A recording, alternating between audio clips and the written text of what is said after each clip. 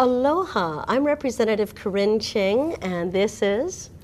Representative Gil Riviere. That's right, and we are here hosting the show for Better Government, and we wanted to chat with you today. We're going to discuss a little bit about the session this year, some of the things we would have loved to seen and some of the things that we did see, and where we'd like to go in towards the future, what we'd like to see maybe next session, or should we reconvene in June, right? I mean, we might reconvene in June. That's the rumor around this Capitol. It's bouncing around. That's right. So some of the things, Gil, discussing the session, and it was your freshman year, and myself, I'm in my 5th term now. I felt that, we did some good things, but we certainly could have gone farther with a number of things.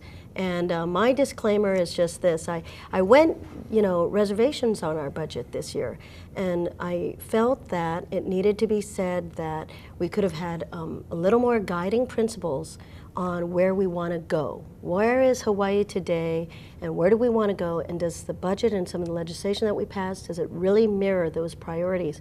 One of the priorities that came up, but we think could have gone farther too, and we hope it will go farther, is sustainability and producing our own agriculture, producing our own crops, and remembering the somewhat ominous warning of the tsunami in Japan. I mean, if something were to happen to Hawaii, what have we got going here, in terms of sustainability, to make sure that we're okay? Yeah, the sustainability, and also when you mentioned the tsunami, the infrastructural concerns that we have for our safety. I'm also involved with a little task force on the North Shore regarding disaster preparedness and courses of action, and we're putting together an action plan for the community, specifically for our community, because each of us have different communities and different needs.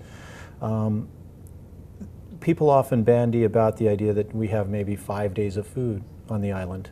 So everything comes in by container, and so sustainability means providing for yourself and using and providing what you need in your area. And as a representative for the North Shore, it's a great honor to have such a great agricultural district. It is in use. There is agriculture going on. There's some diversified agriculture that we can talk about. There's, of course, traditionally it was the pineapple and sugarcane, but it's evolving and it is changing. And as many people say, the North Shore could be the breadbasket for the island, if not the state. So the land is there, the water's there. I think the will is there, but there's more work that we're going to need to do as we go forward. And they have a wonderful representative, I think, that understands agriculture. I mean, that's important too, is knowing the importance, having the people who represent the district who really do care about whatever your strength is. Here in my area, we don't have any farms anymore, though we were the breadbasket at one time. Nu'uanu was where taro was grown, but now we try to promote our heritage and our multicultural heritage, and we're going to work on that with APEC. But now, you know that one of my pet interests, maybe from a trip to, I took a trip to Peru one year, and I know you travel quite a bit, Gil, but I was lucky enough to go with a group of people. One of the people was related to Hiram Bingham. Hiram Bingham being the person who rediscovered, or whatever you want to call it, looking for Villabamba. He found Machu Picchu, and the highway there is named for Hiram Bingham. And during that trip, we were privileged to see a museum that had all this beautiful gold from the treasures of Lord of Zipan, sort of Peru's version of the King Tut tomb. And in that museum was a number of artifacts made out of 24-karat gold that were in the shape of what I initially thought might be a large peanut. Okay. But I was corrected to find that it was the cacao pod.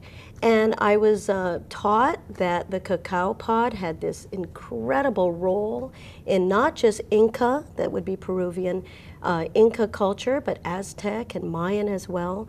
And we found out that it was essentially the sacred plant, the sacred drink for what have you, priests or also warriors. And this is the crop that chocolate is made from. And I understand, of course, I've been to the fields there in your district, that chocolate is being grown in your district. You want to talk a little bit about that? Yeah, we do. Thank you. Thanks, Corinne. We have Wailua cacao growing along the stream there near the in Wailua. And it's not a big orchard, if that's the right word. Right, yeah, it's an orchard. But it's not big, but they're making good quality product. And they've got a fine chocolatier who takes the finished product after it's been dried and processed. And they're making a world-class and award-winning chocolate at this point. It's not for the day-to-day eating chocolate. It's it's not cheap, but it's really good quality. It's good for you. So I know you know about that, and maybe. That's right. In fact, I brought this article that my husband's a family doctor, and he gave me this article, and it's from the Family Practice, Journal of Family Practice. Here it says, clinical inquiry, does chocolate have cardiovascular benefits? And it says, yes, eating chocolate reduces blood pressure, and it has benefits. So we know now that actually chocolate dark, we're always talking only about dark chocolate, not milk chocolate, has more antioxidants than green tea, and we have even a list of some of the things. So that's exciting that you have this niche product growing in your It's in your nice, district. and also on that subject, they've been growing, Dole Foods has been experimenting, and some other growers, with coffee in Wailua. So we've got coffee, we've got cacao, we've got various other, shall I say, exotic crops and products. There's been efforts in papaya and other products. So it can happen. The land is there, and we could talk about the agricultural needs in the long-term leases. The water coming out of Lake Wilson needs to be cleaned, and that's a whole topic in itself. And so we could go on. It's there. My commitment is strong, and I will do everything I can to help advocate for the improvements that we need. We're grateful, because this year, on a positive note, you know, I did say that I would have liked to see more action this session, reflecting what our strengths are in Hawaii. You know, we have, as you say, you know, award-winning cacao. I hear that that's in part because of the lava in the soil, that the soil actually is rich in certain nutrients, reflecting the gourmet good taste.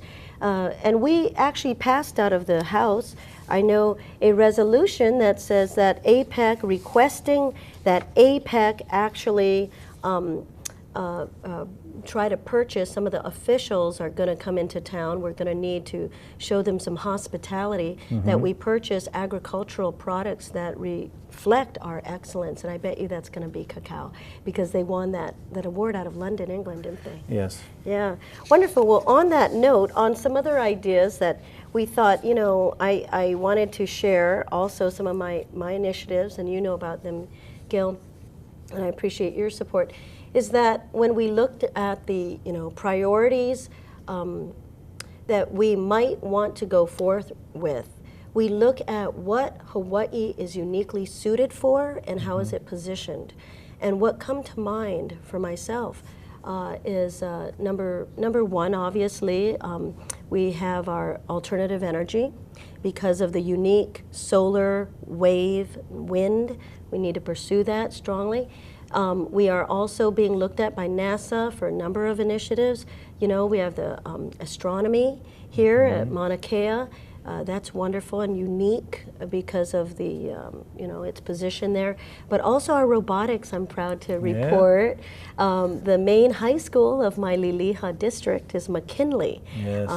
McKinley Tigers. And they're a number. good. Yeah, good thank you. program. They did. They won all sorts of awards, and we're proud of them for that. And robotics could play a role with NASA, right, for things. You know, in astronomy. the STEM program that was initiated and really promulgated by the former Governor Lingle has really, I think, turned around the lives of a lot of kids. I've heard this in many instances.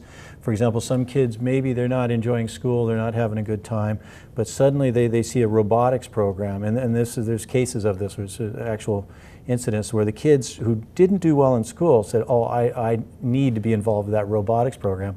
And in order to do robotics, you have to be able to do math. And so makes it suddenly fun, they, right? yeah, it wasn't work anymore. They were learning Right. it wasn't just this book Right. exercise. It was results. Yeah, it And was so the relevant. kids are learning it. And we've got kids that are now going on to universities and just getting into the top level schools with great educations and with real practical knowledge. They're going to be the rocket scientists of the world, or the guys that are discovering new products and new breakthroughs, new cures for medicine. And so it really is a tremendous program, this robotics program, as part of the science, technology, engineering, and math programs that our state is now fully embracing and going forward with. It's really an exciting time. Absolutely, and these are our strengths. So we are showing excellence in robotics. We're showing excellence in certain ag products, right? A number of them, actually. Our coffee is excellent, being served at the White House. Yep. You know, I'm thinking those are the things that we want to always keep on the radar. Aquaculture is another area we could be really focusing on. And then there's the East-West medicine with healthcare. And that brings me, Gil, to one of the other measures I was grateful to have passed. I was very grateful. Is a new way at looking at one of the things we're not so good at. It's something that we're not necessarily so proud of. One of the things that we do have going on in Hawaii, possibly as a part of a number of factors, is that I understand from a diabetes seminar that Hawaii is ranked #2 in the nation for diabetes. And this is a huge cost on our healthcare system. It's a huge tragedy for our families. I mean, anyone who's had someone with diabetes, if they've had to go the end stage, renal stage, or amputative stage, I mean, this is tragic. It's coming on a number of our Asian communities of people of Chinese, Japanese, Filipino descent, which seems to almost go against conventional wisdom that you think, you know. I was going to ask, isn't that a group that normally doesn't have such an incidence? We have longevity, but actually we're very high in diabetes, and I must say I lost a great staff member and wonderful friend to it 2 years ago. And so we're trying to look at these kind of issues that we can solve in maybe a non-conventional way. And what this diabetes seminar informed me of is it informed me of this project called the Liliha Vitality Project. The Vitality Project, and it was done in Minnesota. Okay. And we are now trying to apply it to Liliha, my district, which is incidentally high in diabetes. And one of the things, and I'm going to ask you about your role as, I understand, president of the baseball league there in your district, but we passed legislation, believe it or not, on dogs. Yes. And this is a new way of looking at preventing or stabilizing and getting rid of diabetes, because we've heard that people who can get their weight under control, they can get, you know, eating the right items, and that goes back to sustainability too, with farmers markets and growing not only in our farms but maybe in our backyards, community gardens, and in our backyards, growing the right fruits and vegetables. But here is a reprint in the Star Advertiser from the New York Times entitled "Fido Makes You Fit." What this article basically says is that with all these commercials for expensive equipment, dogs might be one of the best ways to get us out and about, and also so he's your best friend. That's right. And he's helping save your life and make there it longer, you go. more And worthy. Supplying maybe for some who you never know if they don't live with family or they don't have a family that is here in Hawaii or whatnot, that they have sort of a friend, as you say, you know, the emotional, spiritual, you know, not to bring in that, go too far in that direction, but to be clear, the emotional, the physical, spirit, it all does tie together. And that was one of the things I found in this book, Thrive, which is the second book by Dan Butner regarding Blue Zone projects, where he goes around the world and studies people who have longevity and vitality. Okay. So you're talking about they're 100 years old, physically fit, they and keep doing moving well. around, right? They don't just sit stationary with their remote control. That's exactly it. Yeah.